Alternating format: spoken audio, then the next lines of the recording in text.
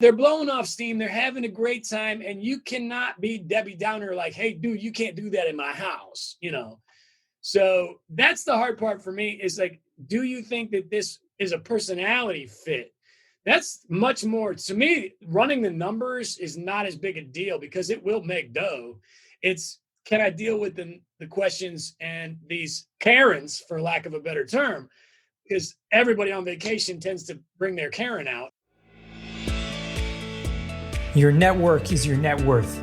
Come listen to some of the most successful people I know share invaluable knowledge, stories, and advice in real estate, business, and beyond. This is Weiss Advice. Whether you want to take your business or personal life to the next level, look no further. Welcome back to Weiss Advice. I am your host, as always, Yona Weiss, and today I have a very special guest with us, Luke Carl. How are you doing, my friend? Man, never better, brother. It's a pleasure. How are you? I'm doing great. Thanks for asking. It's tremendous. I mean, you said it before. You never imagined like how life could be this good. And the truth is, it's all about perspective, right? It's all about perspective. If you love life and you enjoy waking up in the morning and doing what you do, then every day is a blessing. And you really, every day couldn't be better. I agree. I am definitely in that boat. I haven't always been in that boat, but I feel like if you just have that vibe, that mindset that you just mentioned, like, hey, man, things could be a lot worse. Why focus on the negatives? 100%. You can always focus on. There's no shortage of focusing on the negatives if you want to, right?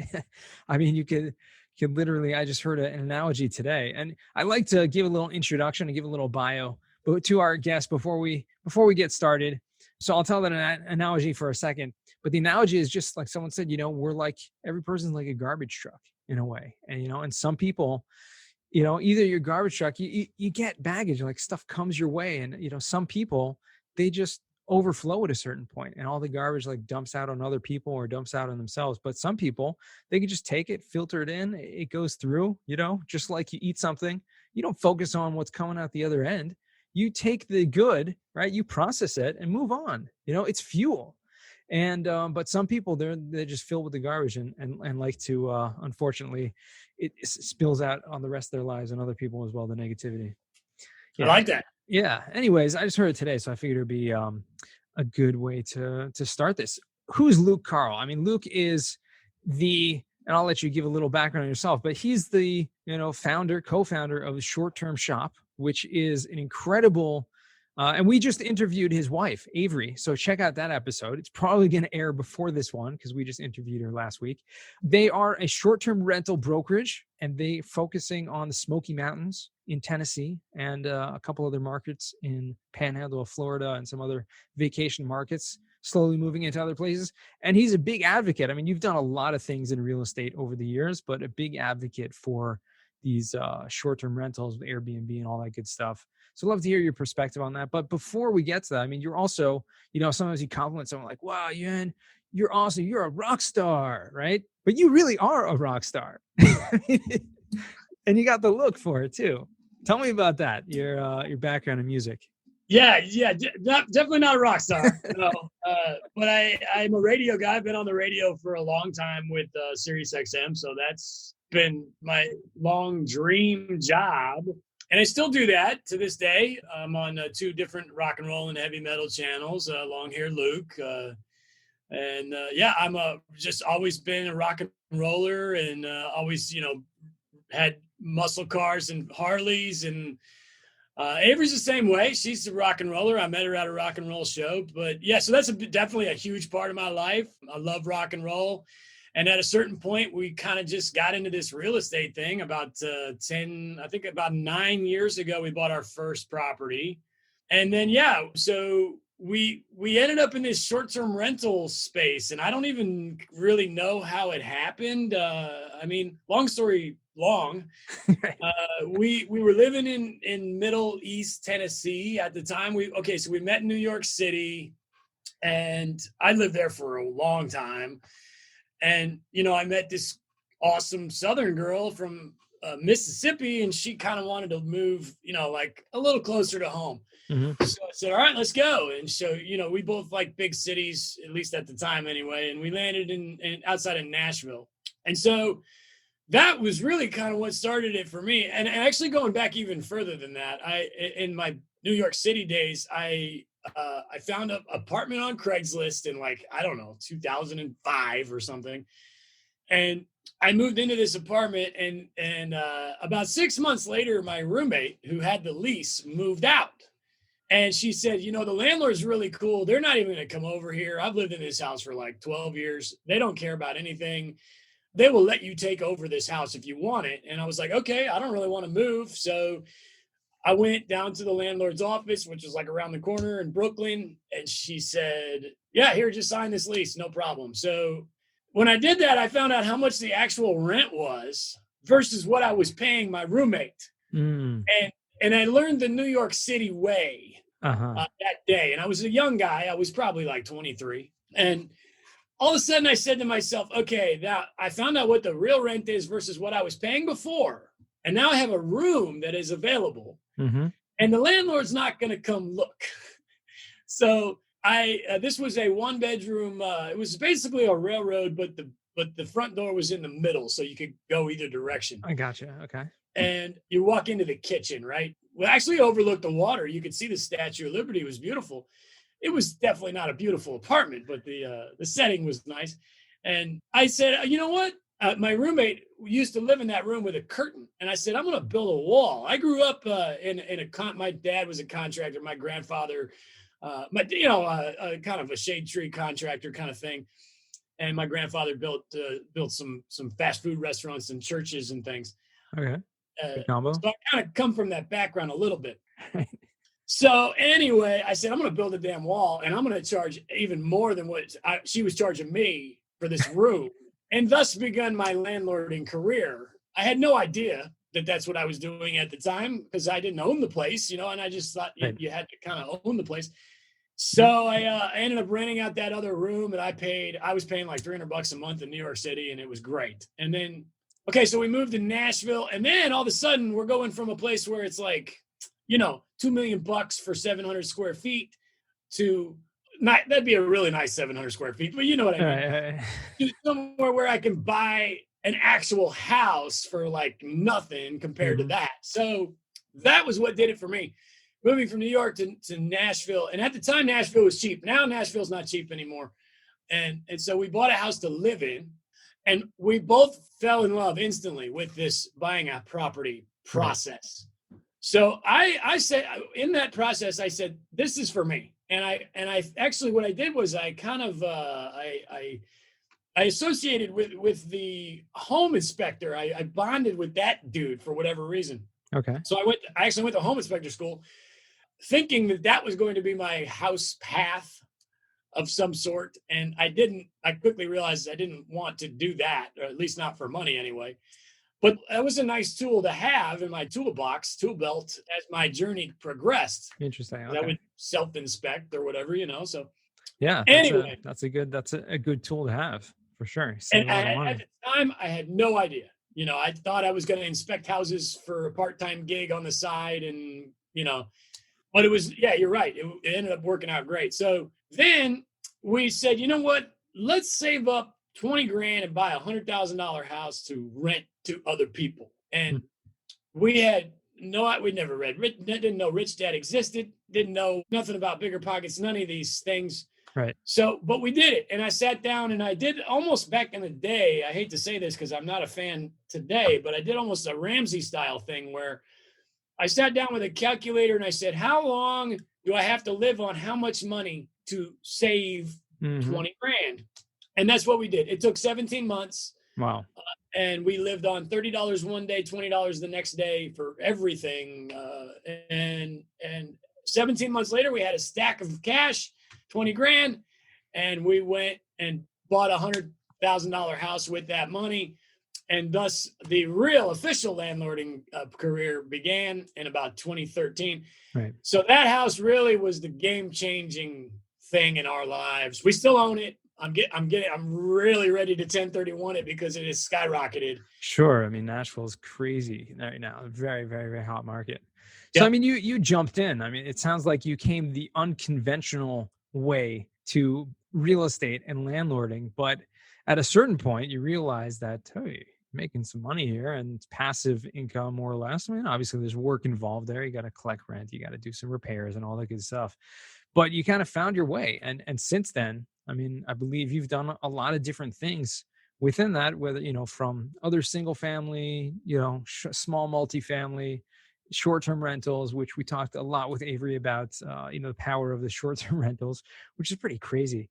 And I want to talk to you a little bit about that, pick your brain on that, because I know you love to, educate the people, especially in your awesome Facebook group, which I dropped over there, the short-term shop group, which is incredible.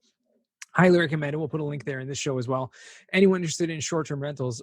But, at what point in your life was it like, okay, this is what I want to be doing full time? I mean, obviously you like the radio, you do, rock and roll, doing some other fun stuff, right? But, at what point were you like, oh yeah, we got to go full time into this? I don't know if that point ever actually came or ever will, but it definitely was a situation where, like, you've heard the phrase, if you can't go up, get out. Mm-hmm. And I found that to be true in almost all aspects of any kind of day job, right? So I realized that there was no way to stop going up in real estate. And I like everything about it. And it is difficult. You mentioned collecting the rents, and I did manage our long-term rentals for quite some time, and I eventually turned those over to a property manager, which was a great thing to do. Actually, I just assumed that, because I grew up in that. My dad's a retired mailman, and he's a Vietnam vet, and you change your own oil, you swing your own hammer, kind of thing. So I did that for a long time, and then finding a property manager was a great plan. But let's talk about the short terms, right? So yeah, we bought this house in we bought this house in Nashville, and then all of a sudden, boom! Just like you just said, let me explain it this way. This is a better way to put it. We wanted more, right? We got that first rent check, and it was life changing. And then all of a sudden, you start doing some research, and you read Rich Dad, and then the lights start going off. Right. So what's next? Well, I don't want to wait another 17 months. What are we going to do? And then also at the same time, where we were living had become completely too expensive.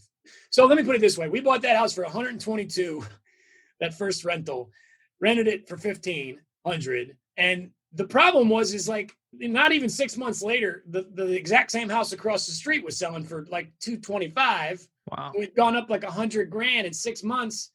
And then it's not repeatable, right? Right. So Can't scale that. No, you can't scale it. We didn't even know what scale was, but we knew that if we bought that house, it wouldn't rent for what it needed to make money. So Avery grew up in the South, and she said, hey, they got cabins out there in these mountains. We used to go to the mountains all the time. And I said, well, why have we been sleeping in a tent if they got cabins out there?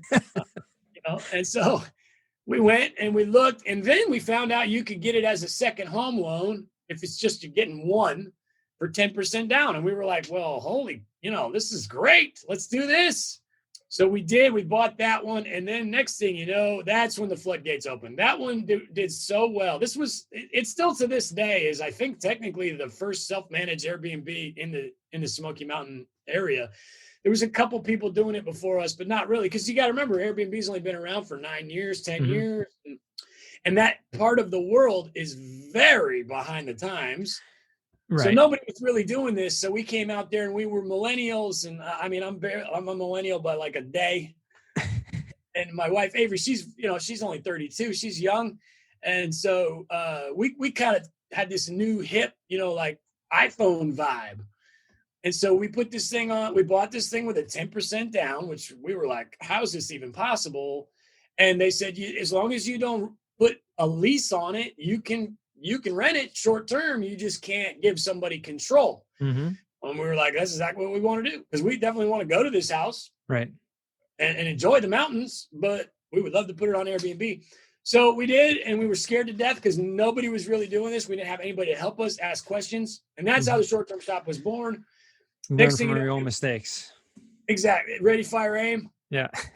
We ended up buying 5 of them in the first year, these cabins, which we used. We had a partner because everybody wanted to know what we were doing. How were we doing this? What were we doing? And so we got it. I already knew this guy actually, and he had a bunch of short-term rentals elsewhere. And he's like, "Oh, I want in. Let's partner on a couple." So we did that, and then next thing you know, today, fast forward 10 years or whatever, 7 years since then, I guess, we've got 40 something doors and small multi. I'm getting my first a real apartment building right now, which I need you for. And yeah, that's kind of it in a nutshell. Yeah. So what were other people doing? I mean, the Smoky Mountains, pretty fascinating place. I've never been there personally, but I just came across it literally from you guys a few months back, and just seeing how it's blowing up. And what were other people doing? You mentioned there have been cabins up there forever, right? People going up to vacation there. What are all those other cabins? I mean, they're just like people renting them out, or were they before taken over as Airbnbs? Were they just like people kind of renting them on Craigslist or whatever, or were they long-term rentals? I mean, what was going on up there before you guys came? It was the same as it is now. It just wasn't as modern, and honestly, still to this day. Okay, so almost everything out there, and if you've never been, it is a really weird part of the world.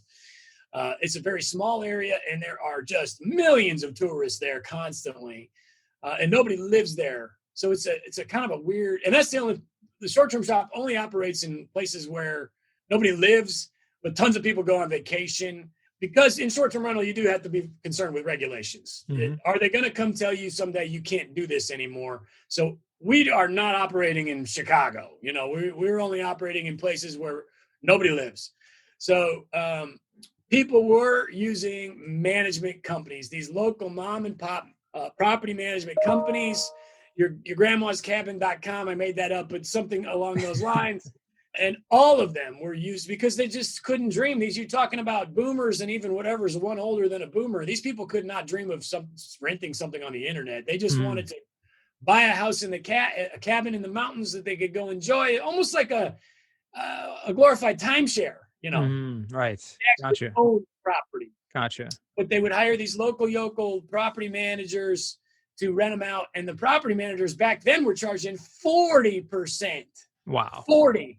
So these homeowners weren't making any money. That's crazy. Those percentages have since gone down mostly because of the influx of not of us self-managers, but of the nationwide short-term rental management companies like Evolve is only charging 10%. And these big companies nationwide, the Casa is a big one. But the problem with them is that their occupancy is not high enough. It's nice to be a little hands off, and again, with Evolve, you actually have to deal with your housekeeper and things like this. So to me, that's not a property manager. I'm paying you. Why don't you handle the housekeeper? Mm-hmm. So there's options. There's a lot of different options out there. I would call Evolve almost like a hybrid, but these big nationwide companies have kind of come to everywhere, and that's forced the locals to charge less. But still to this day, none of them use Airbnb. They're almost afraid of it. So we saw an opportunity there, and we took advantage of it, and our properties crushed it, absolutely destroyed it. Still, I mean, the rents go up. I mean, through COVID, it's like every month they're going up. Wow. So we kind of came in and we said, we've got smartphones. I know what Airbnb is. Let's throw this thing on Airbnb with some great pictures and see what happens. And Vrbo, of course, and it just took off. Yeah. That's incredible. What do you see? I mean, I've seen a lot of people come through your group, and obviously people are buying up cabins up there and everywhere else out in the Smoky Mountains. But what do you find is the biggest challenge for people that are new? I mean, you learned the hard way how to do it right, and you're very passionate about teaching people how to do it right. And there are a lot of factors there, but it's a little bit different than just owning a regular long-term rental. You got one lease, right? You give them basically control, for all intents and purposes, of your own property during the time they're there. Short-term rentals are quite different. What do you find is the biggest challenge for people that maybe they've never owned a property like that before, but are looking to getting into it? So to me, I don't, and again, I do want to express the fact that I'm not a real estate agent. That's Avery, my wife's side of the business. And yes, I did start the business with her, but it was all her. She's the brains. She was the agent. Her first year in the business, she was like top 100 in the nation as far as real estate agents. She's incredible. She's a machine. So just to be clear, I'm not a licensed real estate agent. I'm just a fairly well-experienced investor at this point, I guess. But I do teach her clients, that's another great thing about the short-term shop. If you purchase a property with us, we teach you how to manage it. And that's my gig. I teach a Right. once a week, 3-hour class. It's almost like the anti-guru, because there's all these places you can pay $3,000 to teach you how to Airbnb. But we're included in the gig. It's really incredible. And also, we are experts in our own markets, so we're teaching you how to do exactly what we're already doing. It's the hair club for men. I own them and I make a bunch of money on the ones I own, but I'm going to teach you how to do the same thing, so, and I totally lost my train of thought. Yeah. So I'm looking into it. I told this to Avery, like I've been fascinated by doing this, but I find there's a lot of challenges, especially when you're doing it long distance. So, okay. Yes. Your actual question was, what is the difference? What's the biggest challenge? Right. What's the biggest challenge? And really, to me, the hard part is deciding, is this for you? Because these things will make money. We've never really had a client that was like, man, I am not making money. It's not going to happen. Every client says, oh my God, I'm getting way more bookings than I thought I was going to get. To me, again, aside from this real estate agent side of the business, for me over here on the management side, is this, can I do this? Mm-hmm. Can I answer questions from strangers that are sleeping in my house? Keep in mind that these strangers are on vacation. They're probably drunk. They're blowing off steam. They're having a great time. And you cannot be Debbie Downer like, hey, dude, you can't do that in my house, So that's the hard part for me is like, do you think that this is a personality fit? That's much more, to me, running the numbers is not as big a deal because it will make dough. It's, can I deal with the questions and these Karens, for lack of a better term? Yeah. Because everybody on vacation tends to bring their Karen out. And, that's what I teach everybody. I've been doing this a long time. So, dude, I got a lot of real estate at this point. I don't really need to put up with that kind of stuff. So I have all these systems that I put in place. I read a lot of books. And I'm to the point now where I don't deal with those questions. And of course, I've scaled. So now I've been able to hire somebody to answer the questions that I am not absolutely, the ones that I can't third party, basically, with softwares, because there's hundreds of short-term rental softwares that will, you can automate your questions. The things that you can't automate, like personal interactions and questions about whatever it may be, what do you have, what flavor coffee do you provide, or stuff like that. Right. I have a guy that works for me that does that, and that's the beauty of scale. I had to get to a certain level of income to be able to afford that guy. Right. And we've got 3 full-timers within the organization, and it's awesome. But to me, that's it. Can I do this? Am I comfortable with the fact that people are drunk in my house? And to me, the distance, you mentioned distance, that doesn't matter at all. If I pull up our spreadsheets, I think last year we sold 366, I think last year, short-term rentals, single-family properties. It is crazy. That's like one a day. Just like check it out. It is. It's one a day. And this year we're going to be closer to 500, I think. But my point was, none of these buyers are local because nobody lives where these properties are. Of course. And of course, the big part of it is you hire a housekeeper. There are plenty of housekeepers out there. Good ones obviously are going to be hard to find. It's like any business. It's hard to find the good people. But again, you scale. If I need a new housekeeper, I've got 5 properties and a couple of them are like pretty big, and it's a lot of money to clean it every time. So it's a good gig for somebody. It's a really good gig. So, good housekeepers and the systems and the apps on your phone. Yona, this is perfect for you. You need to get in on this because it's for real, And, it is. And also it's cost taggable, especially if you're getting something which is, I've heard that.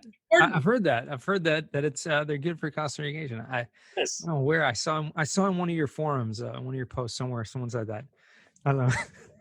Yeah, the guy, he looks familiar, but I can't place him. But yes, cost seg is an option.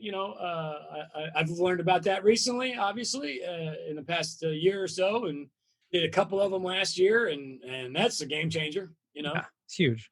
Let me switch gears a little bit here because you're on the radio a lot. Obviously, you've been doing it for a long time.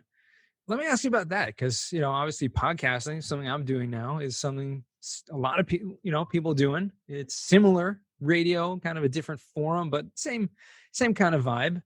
What do you give me some tips on how to be a good radio host? Okay. So you got to watch your ums and your uhs. No ums, ahs, No, uhs. I got an editor to take that out anyway. So What else? You definitely want to, man. I mean, like being on air. Like yeah, you tell what's me the actual? what do you love about being on What online on love that? about it? Well, I'm super in love with rock and roll. To me, I'm talking about a product that I believe in. Mm-hmm. So that is what gets me excited about it. I will do that till the end of time, even if it's a part-time situation, whatever it may be. But I get fired up about it, and it's like with anything in life. If you're not enjoying it, you gotta go. Right. But as far as being on air and presenting a quality product, I think it's the same thing. If you're not fired up about it, that's going to come across Yeah. in the broadcast, and people are going to be like, "Why am I tuned into this? This is kind of lame." Yeah. And watch the ums and the ahs. Gotcha. Feel the energy. It's coming through the radio waves. Totally.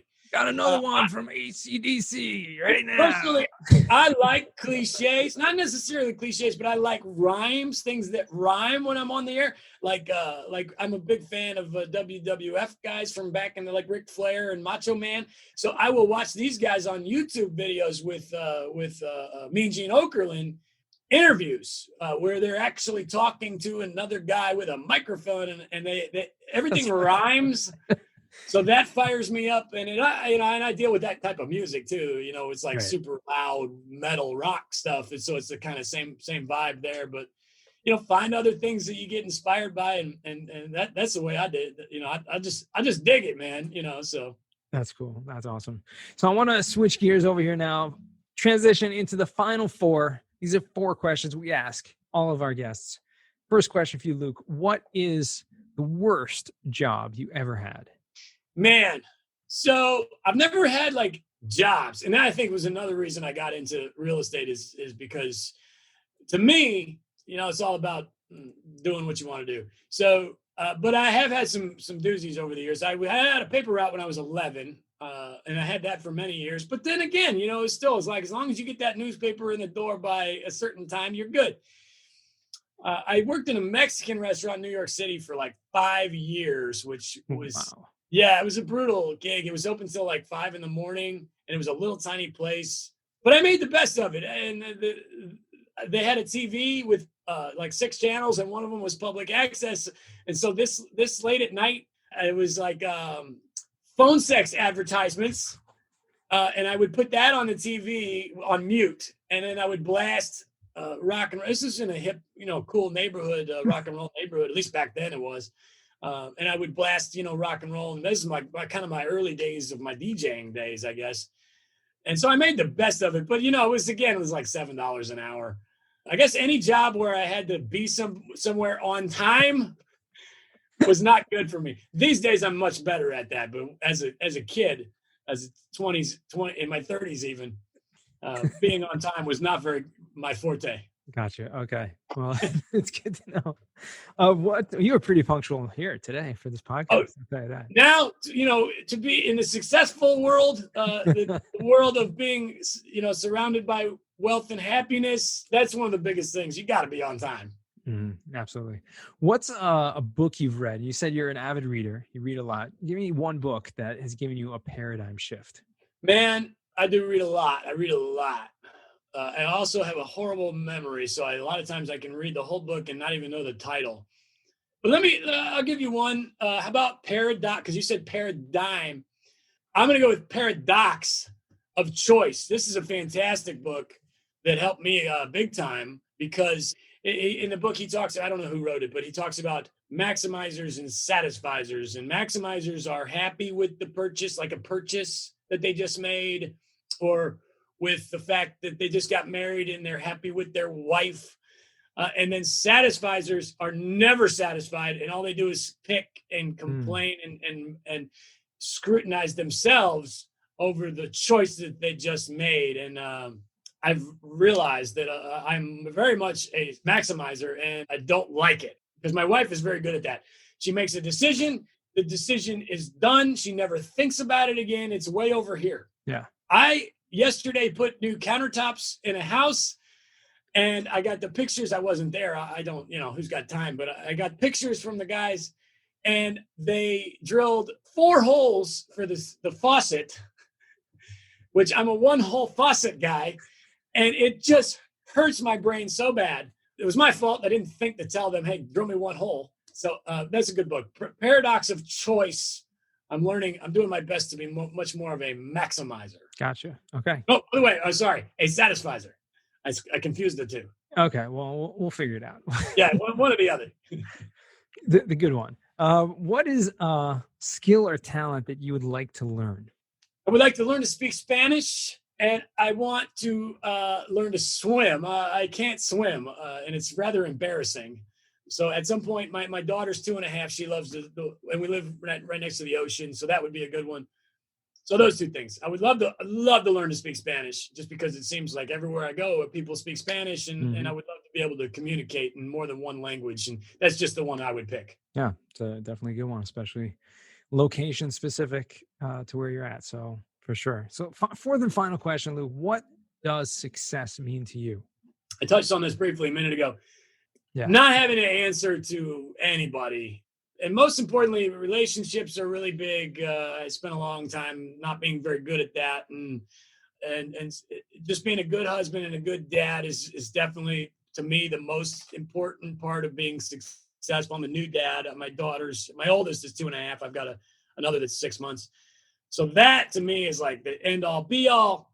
But in the business world, it's most certainly not having, as a rock and roller, I think that's how, I kind of got into rock and roll, is kind of this FU attitude, not having to answer to the man and being able to wake up every day and do what makes me happy is my definition, I think, of success. Now, the hard part about that is that, a lot of people don't function that well on their own. They need the structure, and that is something you got to kind of, keep an eye on. You got to get there. I mean, you can't not answer to anyone if you have to answer. You've done enough to create all that passive income and create structures that allow you to do that. So that's pretty awesome. So I would venture to say you're free to do what you want any old time. Nice. I like it. Awesome, Luke. Where can our listeners find you or reach out to you? Man, I'm not really that, I'm a dad now, but shorttermshop.com is the organization. We're one of the biggest real estate teams in the world, and we're helping people create generational wealth. That's our goal. The rent is, that's one thing, but the asset and the whole process and teaching the people how to do it, that's our main thing. So shorttermshop.com. And yeah, I think that's about it. All right. And he's on Bigger Pockets. He's pretty active. Oh yeah, I'm all over Bigger. I love BP. Huge Bigger Pockets fans. I'm the short-term rental forum wasn't created until I think 2016. So I'm one of the first guys that we used to hanging out on there since the beginning. You search anything for short-term rentals on Bigger Pockets, you'll come across. I probably have responded. And I will say that I apologize in advance for the fact that my terrible jokes generally don't translate to internet forums. I was thinking to comment on that, but it's true. It's funny because, in writing in forums, that personality doesn't come across. No, I sound like a jerk, but if you talk to me in real life, you realize that I'm really just trying to be funny all the time, and it usually just kind of sometimes doesn't work. It's an art. I'm much better on a microphone than I am on a keyboard. 100%. Yeah, I agree about that. All right. Awesome, Luke. It's been a tremendous pleasure. Thank you again so much for joining me, taking the time today. Oh, we love you, man. You're one of the coolest dudes in the business. And seriously, it's always a pleasure. Any room that Yona is in is the right room to be in. Appreciate that. And to all our listeners, remember, the best advice comes only when you ask. Real quick, I have one question for you. Did you like this episode? If you did, I want to ask you a huge favor. See, the biggest thing that helps this podcast grow and that will spread this message to the whole world is that if you leave a review, a rating, and subscribe to the podcast. What that does is it basically tells the platforms that this podcast is out on is that you like my stuff and I'm doing something right. So take a few seconds out of your day, hit that subscribe button, leave a rating or review. I would be extremely grateful. Also, I want to hear from you guys. So I want to hear some feedback. If you have any questions for future episodes, please find me on LinkedIn, send me a DM, a connection request, Yona Weiss, and I'd love to hear from you.